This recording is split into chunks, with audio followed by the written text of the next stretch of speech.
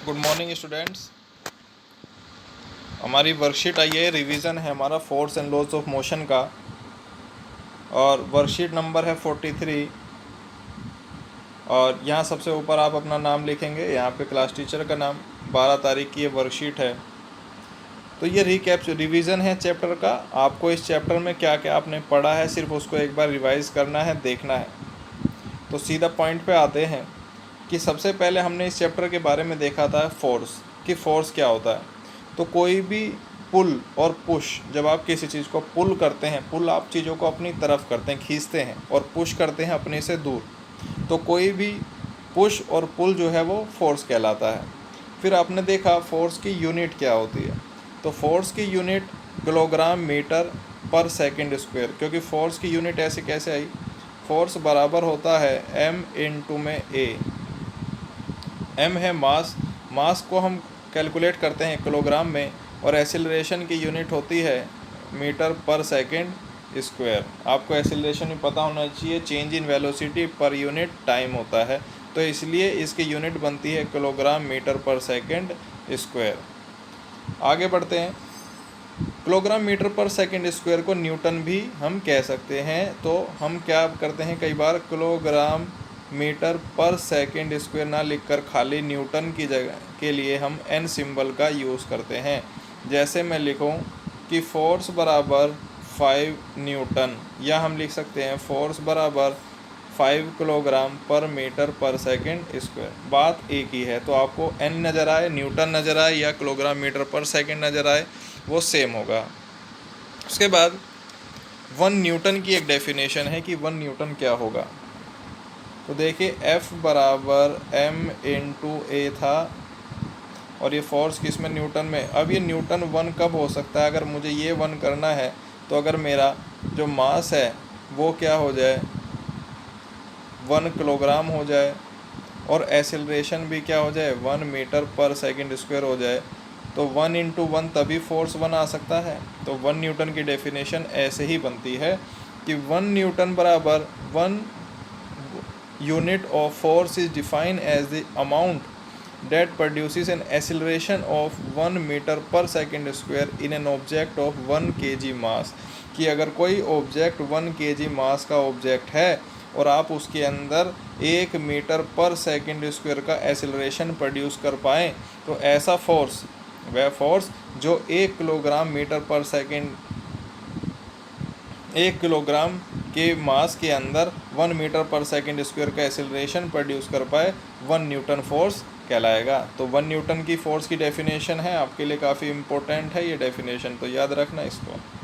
उसके बाद हमने पढ़ा था कि फोर्स 2 तरीके का होता है। एक फोर्स होता है बैलेंस्ड फोर्स, और एक होता है अनबैलेंस फोर्स। एक बैलेंस और दूसरा अनबैलेंस।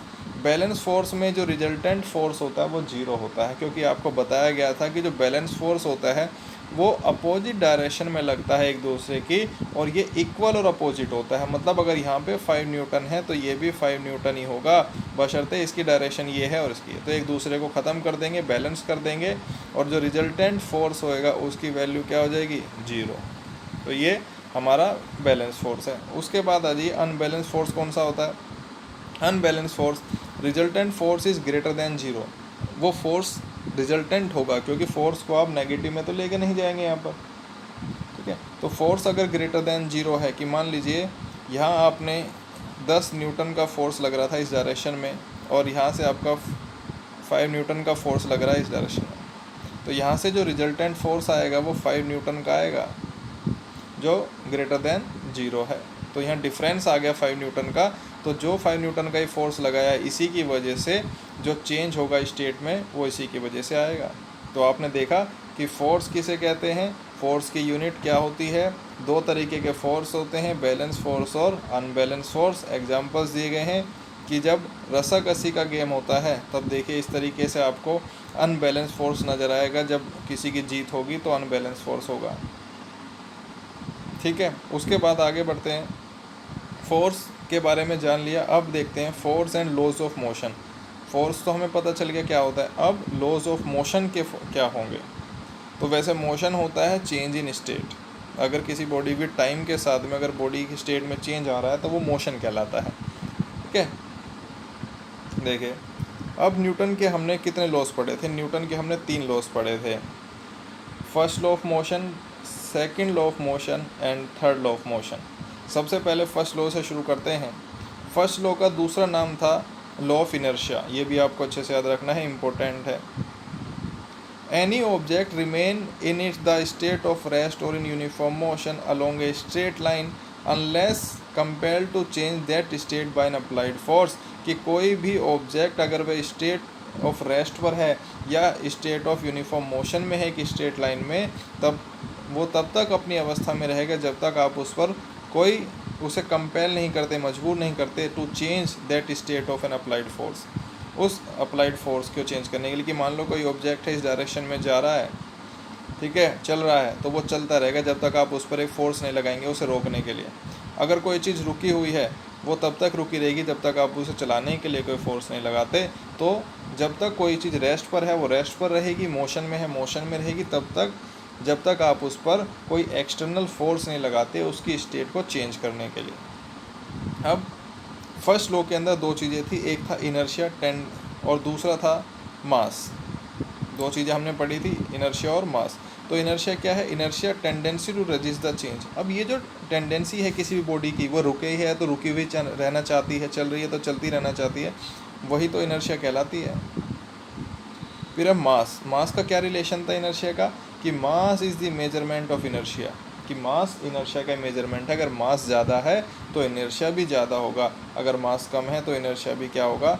कम होगा। इसके अंदर हमने फर्स्ट लॉ में ये एग्जांपल्स देखी आपकी। अगर बस में आप रुकी हुई बस है और वो एकदम से चलती है तो आप पीछे की तरफ झटका खाते हैं, चलती हुई बसें रुक जाती है एकदम से तो आगे की तरफ झटका खाते हैं। ये एग्जांपल्स हमने आपको जब चैप्टर कराया था तब भी कराया था। आगे बात करते हैं न्यूटन्स के सेकंड लॉ ऑफ मोशन की।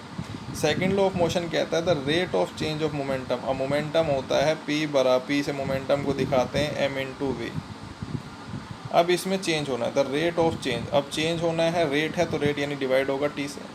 तो rate of change of momentum of an object is proportional to the applied unbalance force. किसके प्रोपोर्शनल है rate of change of momentum?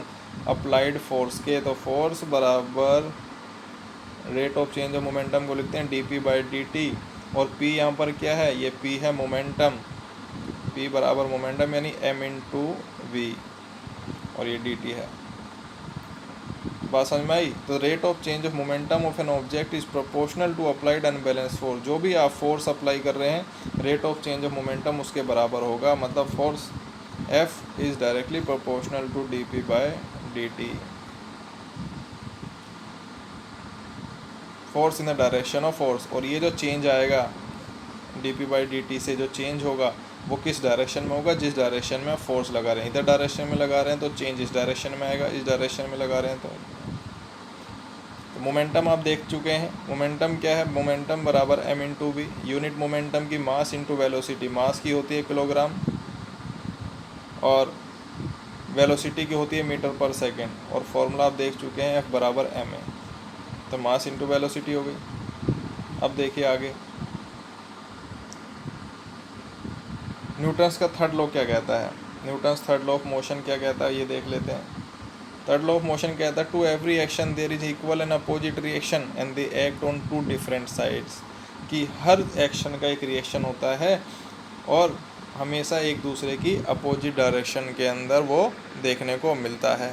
और यहीं से आपके पास में एक लॉ आता है जिस लॉ को हम कहते हैं law of conservation of momentum. और मैंने कहा था कि law of conservation of momentum आपको काफ़ी इम्पोर्टेंट है एग्जाम पॉइंट ऑफ व्यू से। लॉ ऑफ कंजर्वेशन मोमेंटम कहता है कि the total momentum of the system where there is no external force remain constant.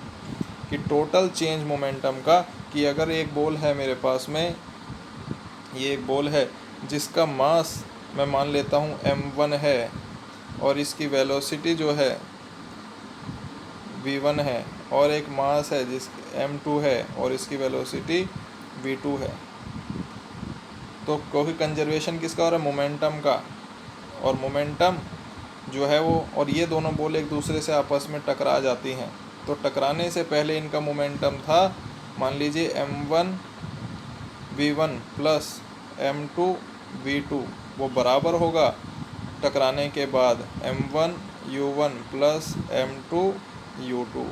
अब आप v और u इनिशियल और फाइनल किसी को भी मान सकते हैं। तो यहीं से ये फॉर्मूला निकल कर आता है law of conservation of momentum का। ये कैसे आया कि हमने मान लिया दो बॉल थी, एक थी m1, इसकी शुरुआती वेलोसिटी टकराने से पहले u1 थी, दूसरी बॉल थी जिसका मास था m2, टकराने से पहले इसकी वेलोसिटी थी u2। तो पहली मोमेंटम क्या हो जाएगा, मोमेंटम होता है मास इंटू वेलोसिटी, तो मास था m1, वेलोसिटी थी u1 प्लस मास था, अब आपका जो मास है m2 और वेलोसिटी थी u2। अब ये दोनों आपस में टकराई, जब टकराई तो कुछ मोमेंटम चेंज होगा, वो बराबर होगा m1। मान लीजिए टकराने के बाद इसका वेलोसिटी हो, मास तो सेम रहेगा, मास बॉडी का टकराने से पहले और टकराने के बाद चेंज नहीं होता। टकराने के बाद वेलोसिटी चेंज हुई, मान लीजिए इसकी v1 हो गई और इसकी v2, तो बराबर क्या होगा m1 v1 plus m2 v2। तो ये हमारे पास में, और ये जो मोमेंटम आएगा वो मोमेंटम बराबर होगा इसके, यानी फाइनल मोमेंट, इनिशियल मोमेंटम और फाइनल मोमेंटम क्या होंगे, बराबर। यानी टकराने से पहले और टकराने के बाद, कोलिजन से पहले और कोलिजन से बाद जो मोमेंटम है वो कंजर्व रहेगा। इसी को law of conservation of momentum कहते हैं। इसी के न्यूमेरिकल्स मैंने आपको कराए थे। क्वेश्चंस देख लेते हैं। क्वेश्चन क्या है, पहला क्वेश्चन है डिफाइन 1 न्यूटन फोर्स। ऊपर आपको डेफिनेशन मिल जाएगी।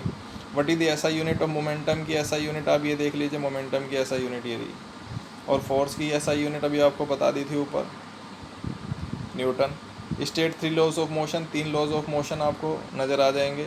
ये रहे 3 laws of motion, first law, second law और थर्ड लॉ की स्टेटमेंट दी रखी है, तीनों को करिए। इसके बाद क्वेश्चन है स्टेट 3 लॉज ऑफ मोशन हो गया।